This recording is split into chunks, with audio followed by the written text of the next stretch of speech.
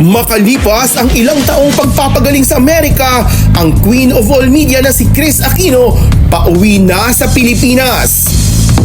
Mga balitang showbiz na kaabang-abang, trending at viral na mga pangyayaring pinag-uusapan, mga maiinit na issue at kaganapan sa loob at labas ng bansa, ibabahagi sa inyo online. Ihahatid sa inyo ang mga latest happenings at intriga na inyong dapat malaman.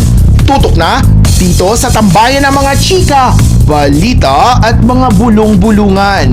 Ito ang Showbiz Bang Bang!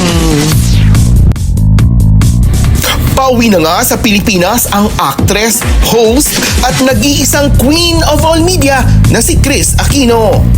Sa kanyang Instagram post, Huwebes ng tanghali, araw sa Pilipinas, ibinahagi ni Kris na nagpasya na siyang umuwi upang simulan ang kanyang pangalawang immunosuppressant infusions. Bukod dito, kailangan din daw ng Queen of All Media na si Kris Aquino ang encouragement at unwavering faith mula sa kanyang mga kapatid at pamilya.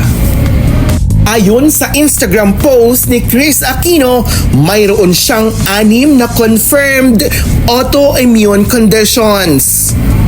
Kung matatandaan, mismong si Kris na rin ang nagsabi sa interview ni OG Diaz na babalik na siya sa ating bansa bago magpasko. Kasama pauwi sa Pilipinas ni Kris ang kanyang mga malalapit na kaibigan, doctors, nurses at ang kanyang anak na si Bimbi. Sa dulo ng post ng nag-iisang Queen of All Media, sinabi nitong bawal sumuko. Tuloy po ang laban.